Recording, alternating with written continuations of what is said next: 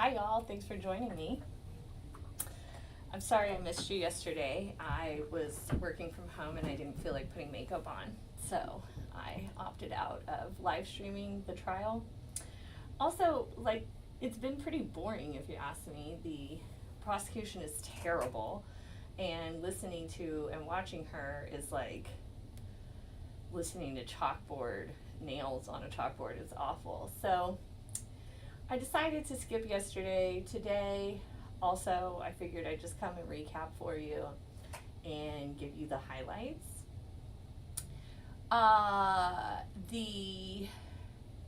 Yesterday, there was one single witness the whole day. The whole day. The prosecutor took 8 hours. It was awful. It was a gang expert who, by the way, I don't think should have qualified as an expert. The dude simply has worked for the Atlanta PD for like 15 years, and how that makes him an expert, I have no clue. I'm not an expert on being a lawyer. I do consider myself an expert on property tax in Texas, but I literally wrote a book about it, literally. And, ooh, I love her shoes today, y'all. The prosecutor's shoes are on point. Anyhow, so this guy, to me, is not an expert. If I were the judge, I would not allow him to have qualified as an expert. He's just simply a cop.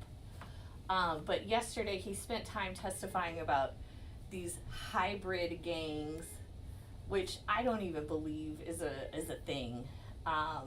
Allegedly, it's gangs, multiple different Bloods, Crips, Latin Kings, so on, come together and be in one gang. And that sounds ridiculous to me. Everything I know about gangs tells me that that is the stupidest thing ever.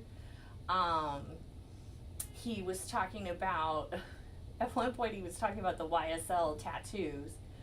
And y'all, they showed somebody's face tattoo. He had the YSL brand tattooed on him. Here we go, let me go. You know, the YSL is Yves Saint Laurent, okay? It is an expensive purse brand. Okay? It's like, and these kids, they like it. So they tattoo it on their face. Hold on, let me show you. This is oh, the court's coming back. Maybe. They keep taking the break. Yesterday, they took a 10-minute break. And it took they were gone for 45 minutes. All right, here, right here. This is the YSL symbol. This is what was tattooed on the guy's face. Now, should that be a crime? Certainly. You should not tattoo brands onto your face. It is criminal, absolutely. But is it an actual crime? No, that's ridiculous. It is so ridiculous for anyone to be prosecuting anything so stupid. I really feel like the entire trial here is just on branding and marketing, and it's awful.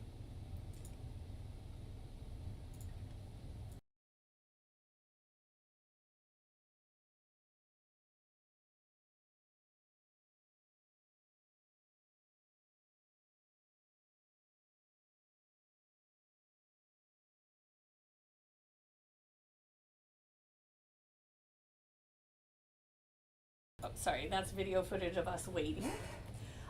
This judge keeps calling breaks. He keeps calling 10-minute breaks, and each 10-minute break is 45 minutes. This time he called a 5-minute break. We're already at minute 10 here. If I was on the jury, I would be absolutely incensed. I would be so irate about my time being wasted.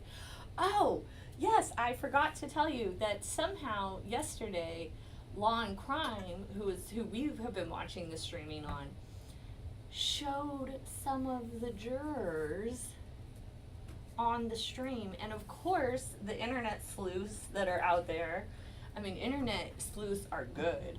They've already found them. They've already identified these people publicly.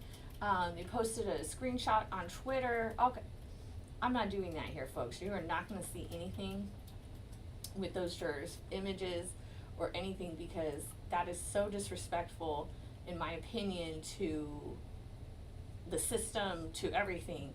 I just think it's so incredibly wrong. Yeah, so you won't see that photo here, but in it you can definitely see the faces of two jurors. There is a skinny looking, old looking white hand, so I'm guessing that this is an elderly white woman, and then the back of another juror. So yeah. Now they have 18 jurors. Only 12 will actually go to make the decision. The reason they have 18 is because this trial is going to take 18,000 years, and certainly some of those jurors are going to have to drop out during that time. So they had the 6 extra jurors, just in case. They might have to get rid of the 2 jurors that were very easily facially ID'd. Who knows? It's crazy, the amount of just mess up after mess up after mess up. So yesterday was a whole day with an expert, which I mean, like, I feel like I could have been more an expert than this guy, just based off the movies I watched. It was ridiculous. I did not like that. 8 hours of him. The prosecution rested with him. The judge called a 10-minute break. They went on a 45-minute break. And when prosecution got back, they asked more and more questions. It was just totally bizarre. None of the defense decided to cross-examine him, though, and they basically were just trying to let the jury go. I'm guessing the defense attorneys could see the look in the jury's eyes, and it was not going to be a good move to keep them any longer. Oh, wow, is the break actually over? Oh, let's see. I was able to identify Mr. Williams. Mr. Williams did not have a license, didn't have any identification. Okay, so the jury is not present right now, and they're arguing a motion that Mr. Steele made to exclude some information. I guess Young Thug was arrested and told the police officer, "That's not my gun." And of course, the prosecution doesn't want to use that. Unbelievable. The government is not here for you, folks. It's not. And they're not doing a great job either. The government's doing a terrible job today. Well, since Monday. I bet they're so glad that today is their last day this week. Oh, I bet when she gets home at 6:30 p.m. tonight, she's going to take off that hosiery and drink 4 glasses of wine. I'm sure of it. So they're not going to be in court tomorrow. Today is our last day. They're not going to do court on Friday, so it's going to be a Monday through Thursday thing for us. Unbelievably boring day yesterday. Couldn't believe it took 8 hours for one witness. The witness didn't even have that great of information, but he did show some gang signs. He showed us how to do the YSL sign or whatever. I feel like by the prosecution's standard of what a gang is, my coworker has 4 siblings. They could qualify. It's unbelievable.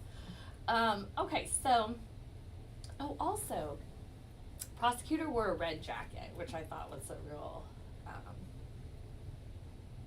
I thought was very good, actually. It was a very bold statement to wear red into court. So today we've had 4 witnesses, and we're supposed to have a 5th. The first witness was a victim of a crime over 10 years ago. The next 2 were police officers that made arrests 7 years ago, and then another victim. Let's listen to what Mr. Steele's saying. You ran a computer check. No need to say. Yeah, I think making it general would probably be fine. How does it say, Judge? Well, I think that this, running a computer check, he was able to determine that was Jeffrey Williams. Okay. Mr. Steele says he's not going to object to that. Okay. It's just that it's more prejudicial than probative if he gets into, there are multiple arrests, and I saw it, and that's the way I was able to determine it was between him and his brother. Okay, well, that's the Database, okay? Computer is kind of weird. a record. What? She's, okay, he could say it's a computer. I don't like this. So now they're going to call back the jury, and they're going to have this final witness, and I think it's going to be a cop, is what I'm gathering, and he's going to talk about some arrests. What really bothers me is all of these incidents they're talking about are 10 years ago. And where is the statute of limitations on this?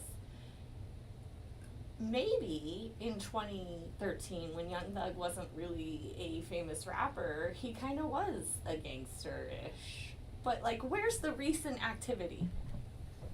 Where? We're on our 5th of 400 witnesses, though, so, you know, I think it's asking too much to actually see any evidence yet. The last police officer they had was testifying about Shannon Stillwell and how he had been arrested for the, you know, distribution of marijuana. And Stillwell's lawyer asked, you know, the arresting officer if he believed that Stillwell was going to keep the money for himself, and the officer said yes. And they also pointed out on an officer's incident report there was nothing about gang activity. They didn't put anything about gang. So it's not until a decade later all of a sudden we're concerned about gang activity. So. That it was Mr. Williams. I don't care if it's the records database. I don't care. Well, then why don't you say the confirming database Okay. check? Okay. I was going to say that. Information and I'll confirm. Say again? I read this information and I was able to confirm. This is Jeffrey Williams. Yeah. That works. Why did some defense attorney just told her how to do her job?